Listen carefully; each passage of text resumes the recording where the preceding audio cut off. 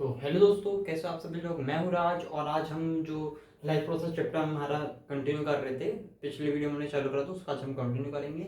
हमने पहले न्यूट्रिशन, उस चैप्टर में न्यूट्रिशन इन प्लांट्स पढ़ा था, न्यूट्रिशन के टॉपिक पढ़े थे। इस वीडियो में आज हम क्या कवर करेंगे, न्यूट्रिशन इन ह्यूमन। बहुत छोटा सा, जल्दी अपन कर लेंगे, छोटे से वीडियो में कर लेंगे, ठीक है।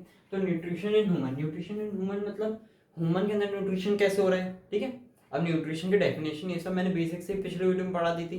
तो अगर पहली बार ये वाला देख रहे हो सीधा, तो पहले वाला देख लेना, वरना आधे पहले देख लो फिर वाला देख लेना, कोई दिक्कत नहीं आएगी। अब देखो न्यूट्रिशन इन ह्यूमन में कैसा होता है, ये हमारा स्ट्रक्चर है, ठीक है, ह्यूमन बॉडी का। तो ये यहाँ पे आता है हमारा क्या, माउथ, ठीक है। तो माउथ में क्या होती है, बक्कल, माउथ को अपन बक्कल कैविटी भी कहते हैं इसे। तो माउथ में जैसे खाना जाता है, माउथ से खाना खाया जाता है ईसोफेगस। ईसोफेगस क्या होती है, पाइप होती है, फूड पाइप जैसे अपन कहते हैं, फूड पाइप होती है जो सीधा का सीधा फूड को कहाँ लेके जाती है, हमारे स्टमक में। हमारी जो बॉडी में स्टमक होता है ना, याद रखना जे शेप का कौन सा, लाइक जे शेप लाइक स्ट्रक्चर कौन सा होता है, वो होता है स्टमक हमारा।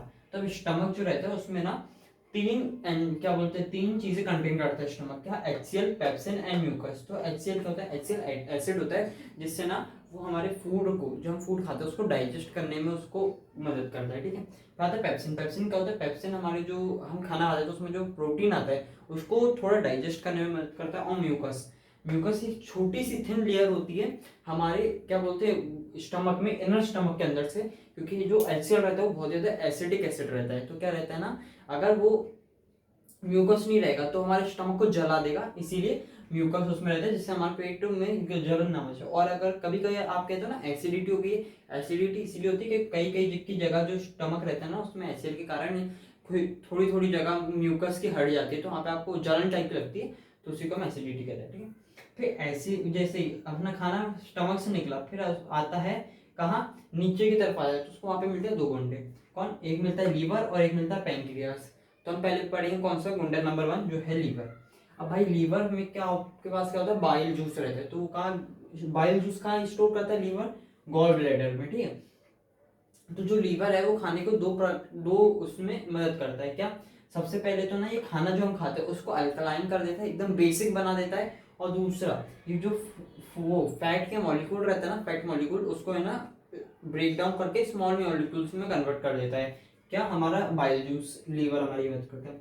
फिर लीवर के बाद आता है हमारा पैंक्रियास। पैंक्रियास तीन चीजें कंटेन करता है, trypsin, lipase and pancreatic amylase. तो ट्रिप्सिन क्या रहता है, वो भी प्रोटीन को डाइजेस्ट करने में मदद करता है। लाइपेज हमारे फैट को और डाइजेस्ट करने में मदद करता है। और पैंक्रियाटिक एमाइलेज क्या होता है, वो ना हमारे जो कार्बोहाइड्रेट्स रहते हैं, कार्बोहाइड्रेट हम आते हैं ना, हमारे खाना खाते समय कार्बोहाइड्रेट आता है, उसको डाइजेस्ट करने में मदद करता है। ये दोनों जैसे निकले फिर वहां से आता है हमारा खाना, सबसे पहले आता है स्मॉल इंटेस्टाइन में। अब ये याद रखना, स्मॉल इंटेस्टाइन कितनी, कम से कम 5 से 7 मीटर लंबी होती है, ठीक है। ये जो आपको अंदर दिख रहा है ना ऐसा गोलमाल, वो ये अपना स्मॉल इंटेस्टाइन, बस ये नाम का स्मॉल है, वरना ये काम इसके बड़े ही है सारे।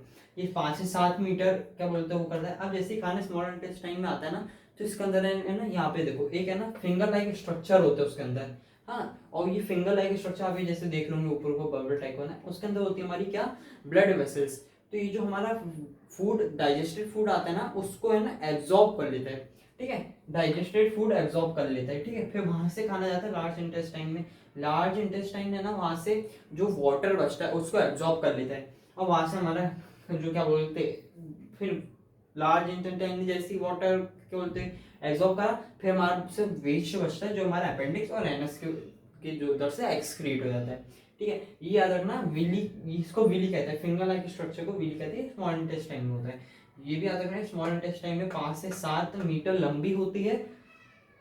पैंक्रियास क्या तीन चीजें कंटेन करता है, उसके जो वो क्या वर्क करते हैं, लीवर के जो बाइल जूस है वो क्या वर्क करता है, स्टमक में कौन क्या होते हैं, ये सब अच्छे से समझ के रखना, याद कर लेना, एग्जाम में आ जाते हैं बहुत बार।